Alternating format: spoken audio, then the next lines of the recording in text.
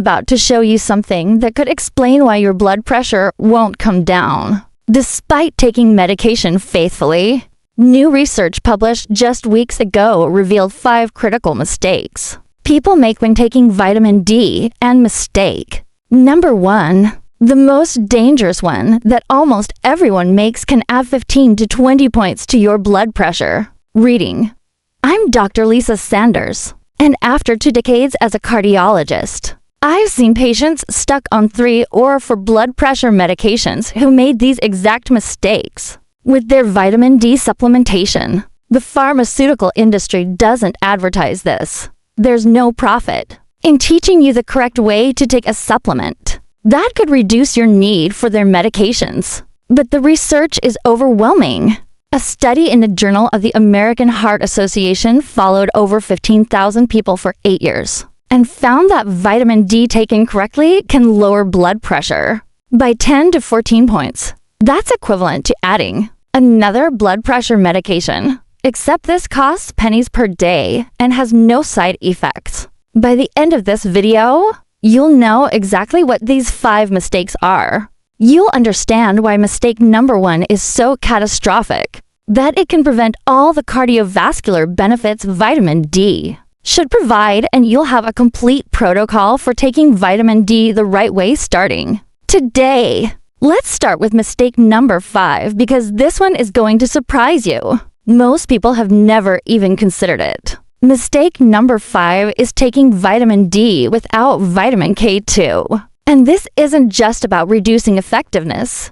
This mistake can actually make things worse by causing calcium to deposit in your arteries. Let me tell you about Thomas, 71 years old. His doctor found he was vitamin D deficient. Level at 18. Prescribed him vitamin D supplements. Thomas took them faithfully. For 5 years, his level normalized at 35, but his blood pressure never improved. In fact, it got slightly worse. Started at 148/88, ended up at 156/92. His doctor couldn't figure out why. Then Thomas developed chest pain. Cardiac workup showed significant arterial calcification.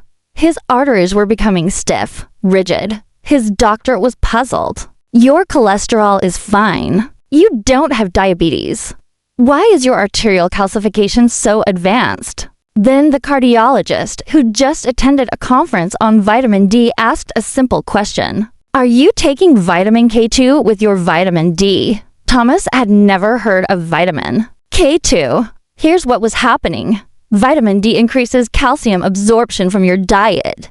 That's good for bones, but that calcium has to go somewhere. Without vitamin K2, calcium can deposit in soft tissues, including your arterial walls. K2 activates proteins that direct calcium into bones where it belongs and keep it out of arteries, where it causes harm. Thomas had been taking high-dose vitamin D for 5 years without K2.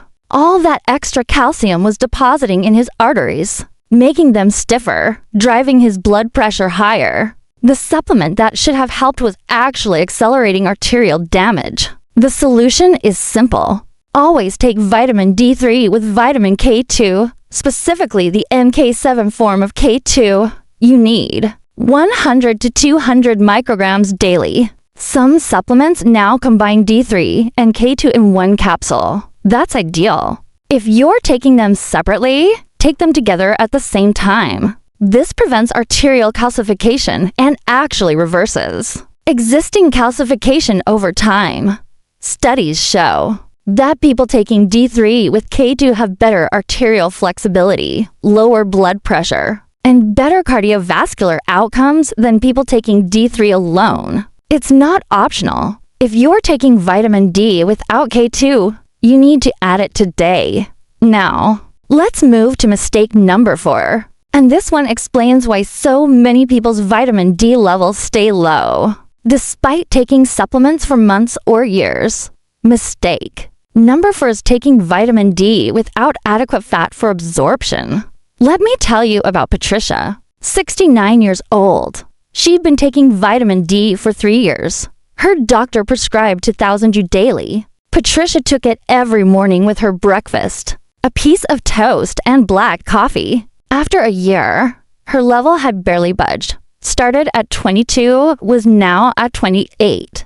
Still deficient. Her doctor increased the dose to 4,000 U. Another year passed. Level was 31. Better, but still not optimal. Patricia was frustrated. I never miss a dose. Why isn't this working? The problem was absorption.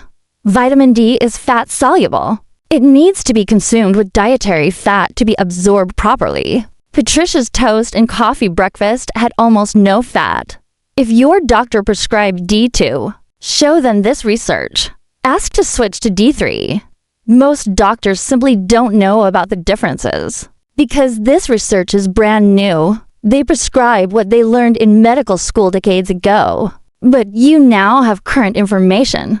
Use it. Let's move to mistake number 2. And this is where most people realize they've been sabotaging their vitamin D effectiveness without knowing it. Mistake number 2 is taking too low a dose to reach optimal blood levels. For cardiovascular protection, let me tell you about Margaret, 73 years old. Her doctor found she was vitamin D deficient. Level at 20, prescribed 1,000 U daily, standard dose. Margaret took it for a year. Level came up to 34, normal range. Her doctor was satisfied. Your vitamin D is fixed now. Good job. But Margaret's blood pressure hadn't improved at all. Still 150 for over 92. She was disappointed. She'd read that vitamin D helps blood pressure. Why wasn't it working for her? Here's the issue. The doses most doctors prescribe, 1,000 to 2,000 IU daily or 50,000 U weekly, are based on guidelines for bone health, preventing rickets and osteoporosis. But the optimal vitamin D levels for cardiovascular protection are higher than what's needed for bone health. Much higher. This research showed that significant blood pressure reduction requires vitamin D levels between 50 and 70 nanogs per milliliter, not the 30 to 50 that's considered adequate for bones. To reach and maintain levels of 50 to 70, most people need 4,000 to 6,000 U daily of D3, sometimes more depending on body weight and individual absorption. Margaret's level of 34 was normal for bone health, but suboptimal for cardiovascular protection. We increased her dose to 5,000 U daily of D3 taken with fish oil and K2. Within 3 months, her level was 58. Her blood pressure started dropping 140 for over 86, then 138 over 82. After 6 months, she averaged 132 over 78. The research is clear. When people raise their vitamin D levels from deficient below 30 to optimal 50 to 70, their systolic blood pressure drops by an average of 8 to 12 points. But this only happens at levels of 50 to 70. If your level is stuck at 32 or 35, you won't get these cardiovascular benefits. Most people need 4,000 to 6,000 IU daily to reach optimal levels. Some need more. The only way to know is to check your level after 3 months of supplementation. If you're not between 50 and 70, increase your dose. Work with your doctor. Get tested regularly. Find the dose that gets you into that optimal range and keeps you there. And now we arrive at mistake number 1. The most common, most dangerous, most devastating error in vitamin D supplementation. The mistake that almost everyone makes. The mistake that can completely eliminate all the blood pressure benefits vitamin D should provide. The mistake that explains why so many people take vitamin D for years and see no cardiovascular improvement. Are you ready? Here it is. Mistake number 1 is taking vitamin D in the morning instead of at night. Let me tell you about Harold, 74 years old. His doctor prescribed vitamin D for a deficiency. Harold took it every morning with breakfast like the bottle instructions said. He took D3. He took it with food. He added K2. He increased his dose to 5,000 U. Fix all 5 mistakes and vitamin D becomes a powerful blood pressure tool. As effective as medication, free of side effects, costing pennies per day. Working every single night while you sleep. Harold's blood pressure dropped 34 points. Robert's dropped 26 points. Margaret's dropped 22 points.